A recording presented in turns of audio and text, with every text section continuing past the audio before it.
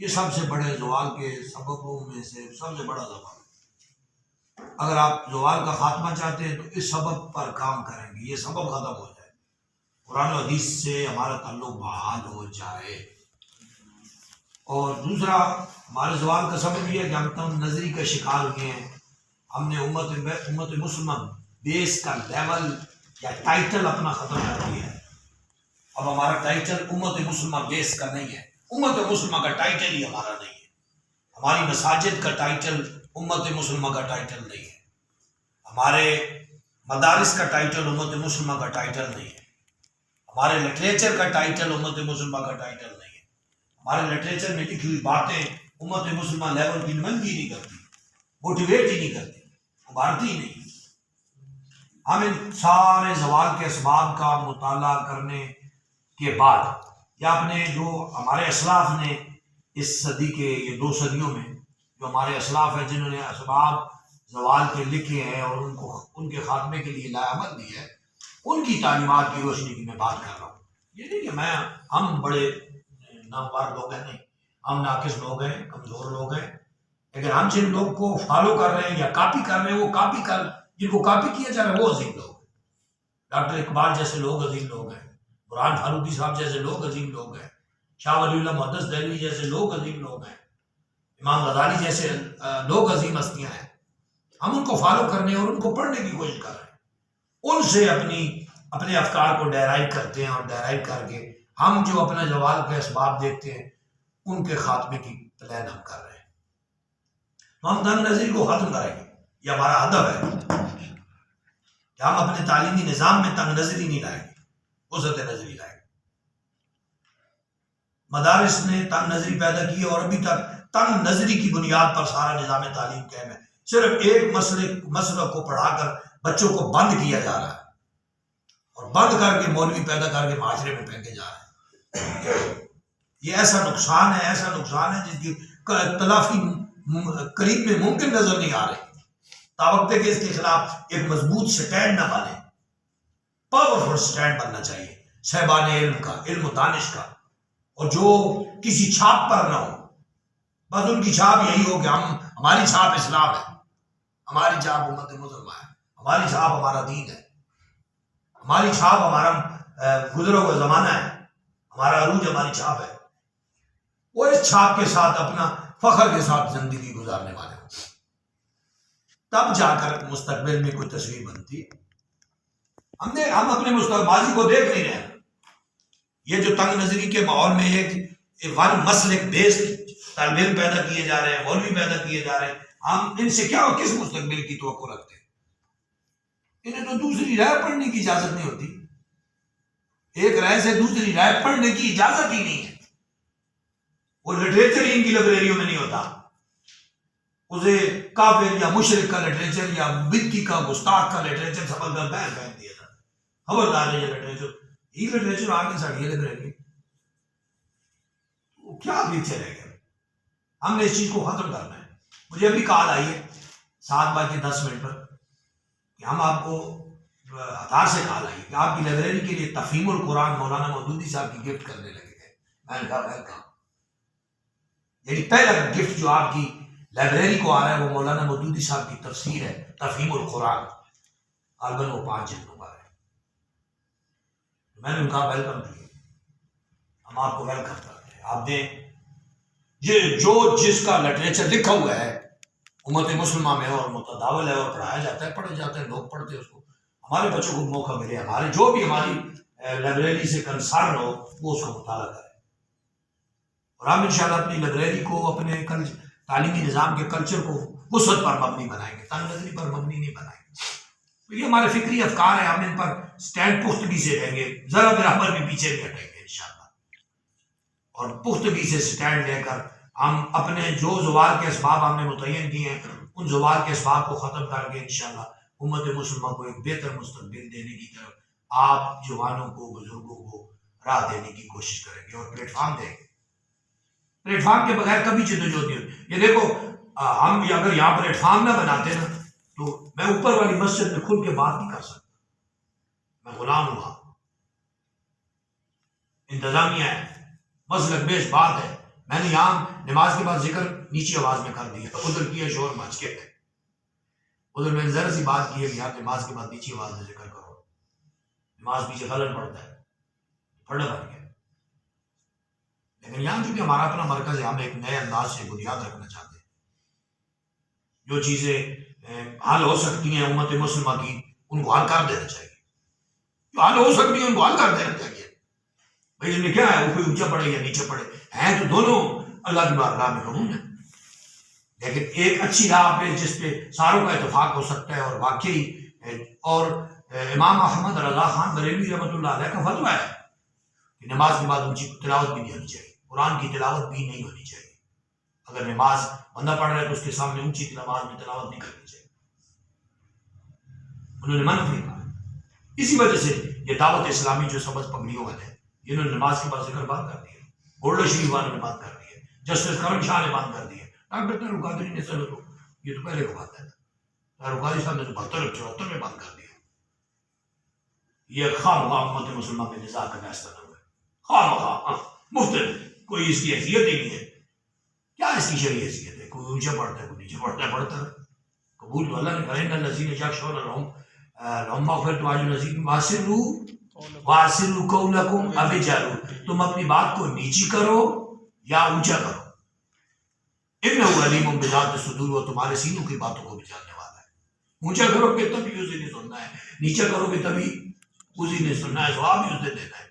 بات یہ اللہ نے ختم کر دی ہے، یہ 29 بارے میں ہر روز تمہارے اللہ جی آپ پڑھتے ہیں سورۃ ملک میں، واسروا قولکم، اگر تم قول کو اپنی بات کو نیچا رکھو، اوے جانو یا اونچا کرو، انہ علیم بما، اللہ جانتا ہے، اللہ نے دونوں کی اجازت دے دی ہے، میں جانتا ہوں تمہارے سینوں کی باتوں کی جانتا ہوں، یہ اونچی نیچی تو اور بات رہ گئی ہے، جگہوں میں سے امت کو ہم نے نکالنا ہے، ہم سٹینڈ لیں گے،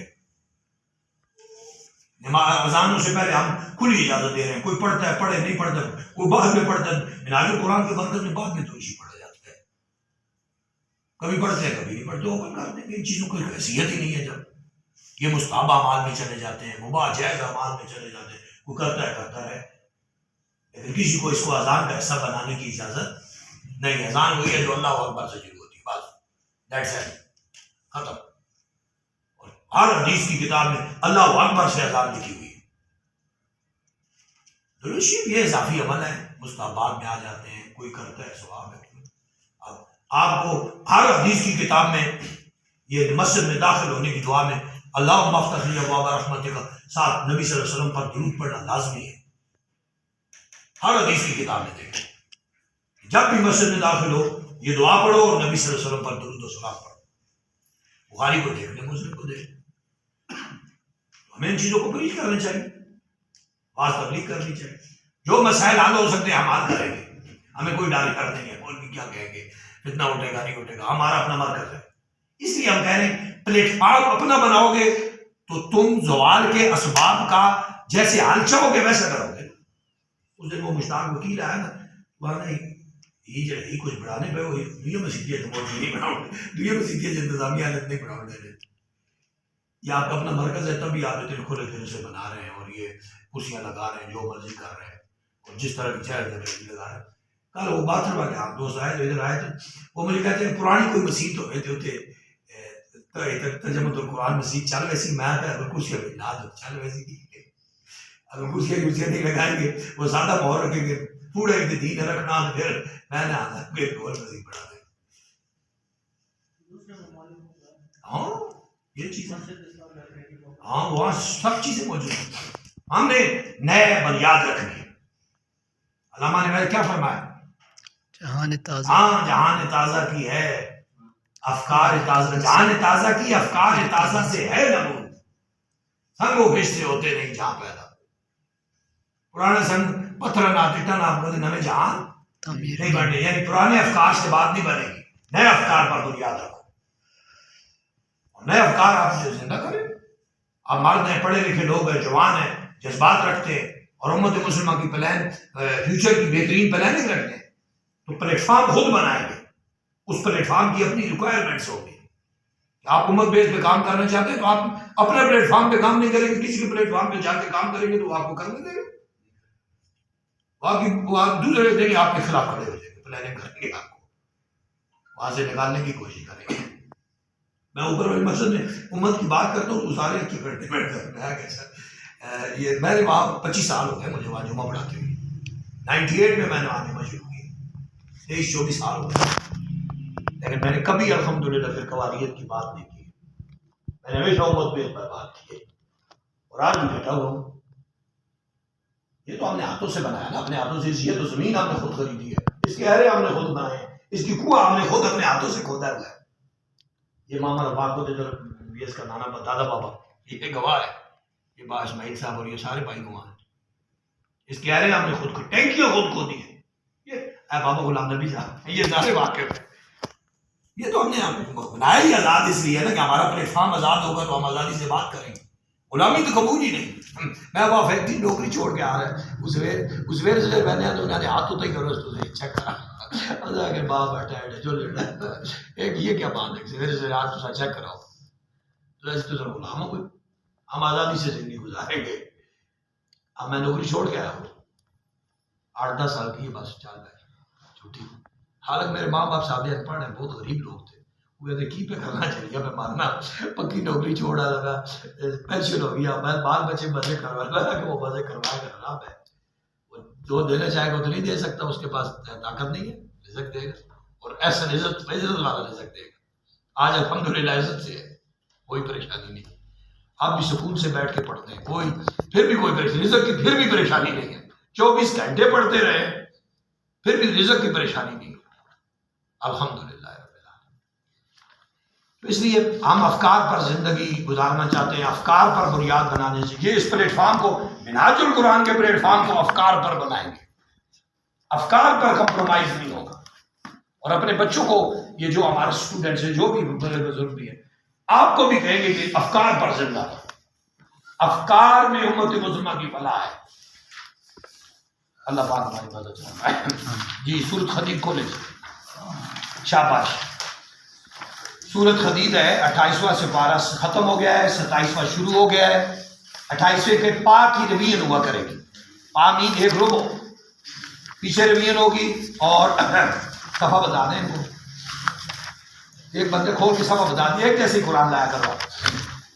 سورۃ حدید آپ نشانی نہیں بدلنی آپ نے وہ کیونکہ بچیوں نے رکھی ہوتی ہے.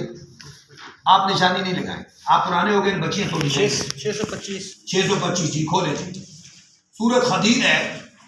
یہ سورت نازل ہوئی ہے اس دور میں یعنی بدر بھی ہو گئی تھی، احد بھی ہو گیا تھا.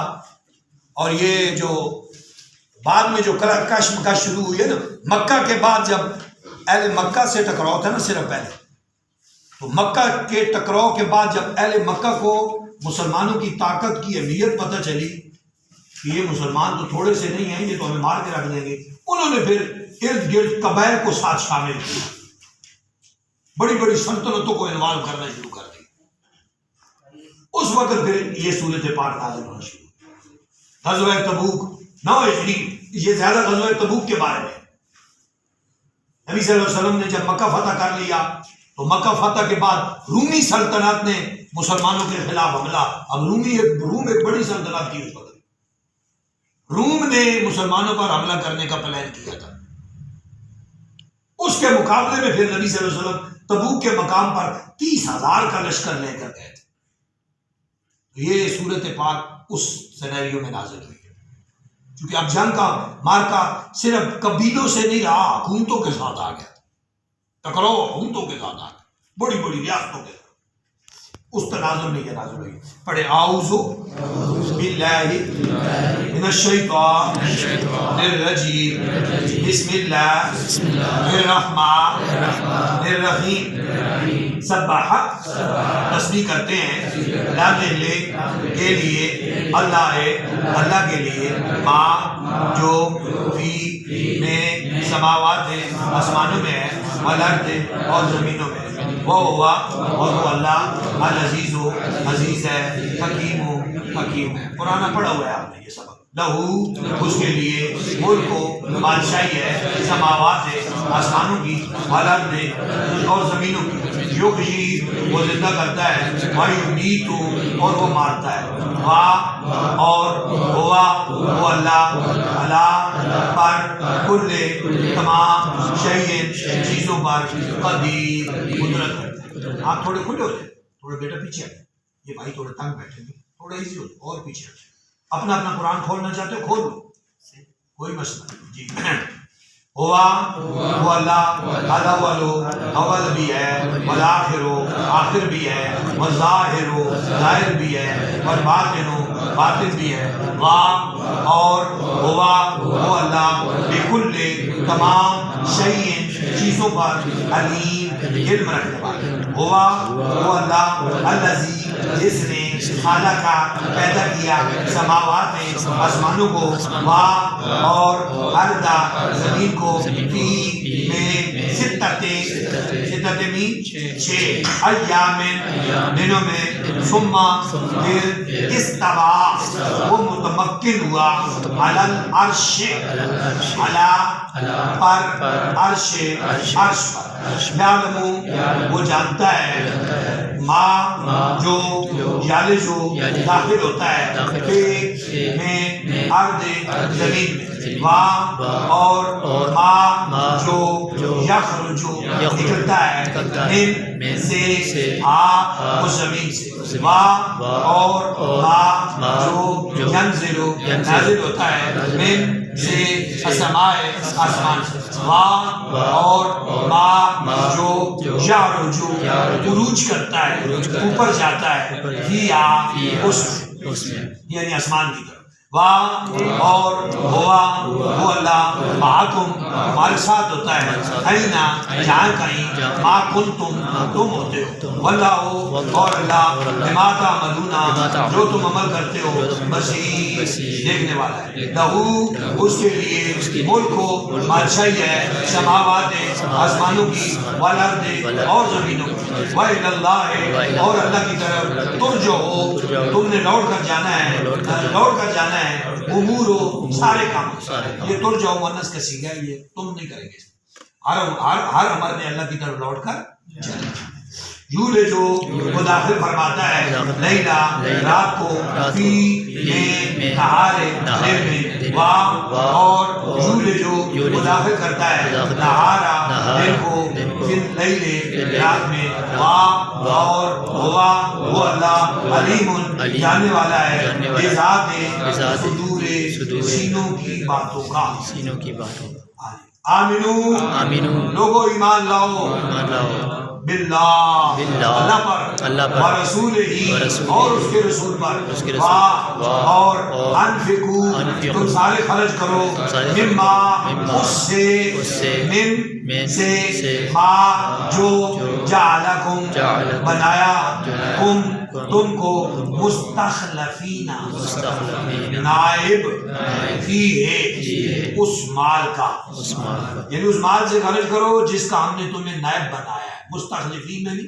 نائب، یعنی پہلے اس کا کوئی اور مالک تھا، وہ چلا گیا چھوڑ کے، ہم نے تمہیں وراثت دے دی، تم بھی چھوڑ کے چلے جاؤ گے، کوئی اور وارث آ جائے گا، وہ بھی چل کے چلا جائے گا، اور وارث آ جائے گا، تمہاری وراثت پکی نہیں ہے۔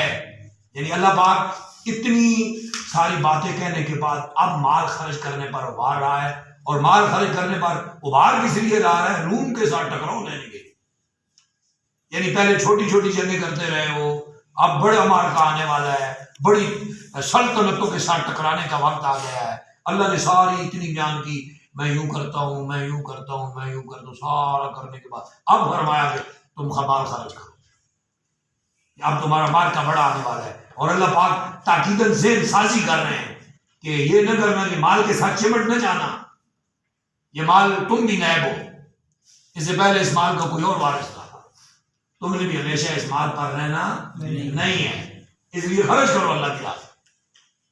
بس الذین وہ سارے لوگ، آمنو جو ایمان لائے، منکم تم میں سے، وانفقوا اور انہوں نے خرچ کیا، لہم ان کے لیے، اجر ہے کبیر بڑا، وما لکم اور تمہیں کیا ہے، وما لکم اور ما کیا، لکم تمہیں کیا ہے، لا تؤمنون تم ایمان کیوں نہیں لاتے باللہ اللہ کی طرف والرسول اور وہ اللہ کا رسول یدعوکم تمہیں دعوت دیتا ہے لتؤمنوا کہ تم ایمان لاؤ بربکم اپنے رب کے ساتھ وقت اور تحقیق اخذ لیا اللہ تعالیٰ نے میثاقکم تم سے پکا وعدہ ان کنتم مؤمنین اگر تم ایمان رکھنے والے ہو وہ اللہ الذی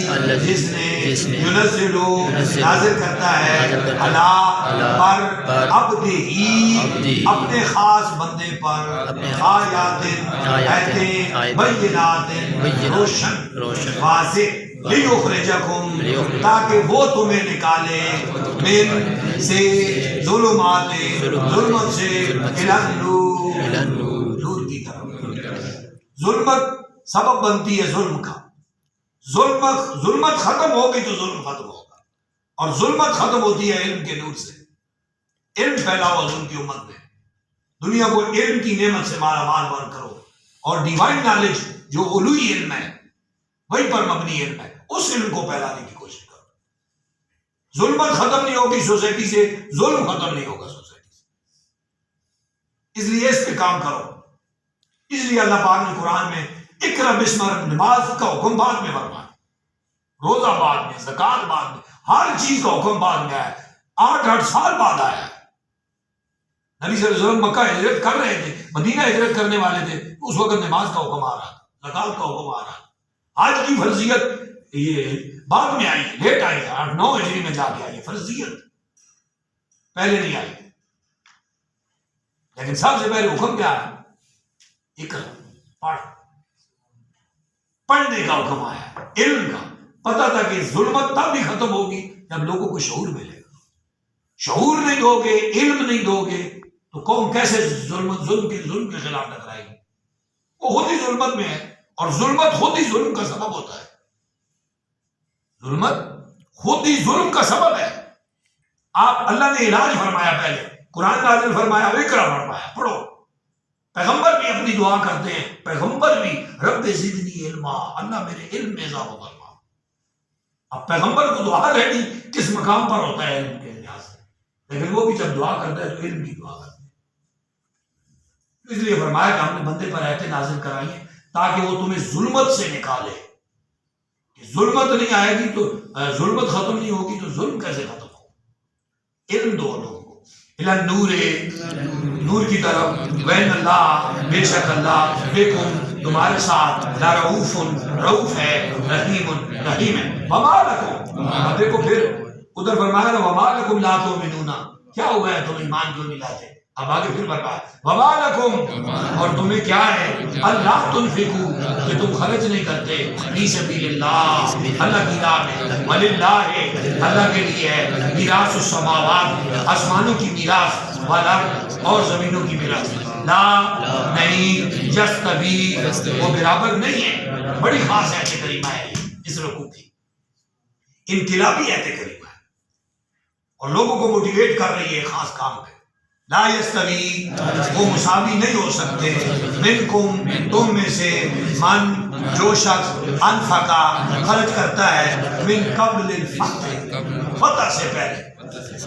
فتح سے پہلے خبر مال خرچ کرنا یہ عظیم کام ہوتا ہے فتح کے بعد تو سارے ہی آ جاتے مشکل وقت میں زوال کے دور میں جب ہر طرف اندھیرا ہی اندھیرا ہے اندھیرے کے دور میں آپ روشنی کے چراغ لگاؤ ان چراغوں کی زیادہ اہمیت ہے جب روشنی عام ہو جائیں گی پھر لائٹیں لگاؤ گے تو پھر اس روشنی کی کوئی حیثیت نہیں ہوگی روشنی کی حیثیت اب ضرورت ہے اب ہر طرف ظلمت ہے انتہا پسندی ہے تنگ نظری ہے پھر قوالیت ہے جہالت ہے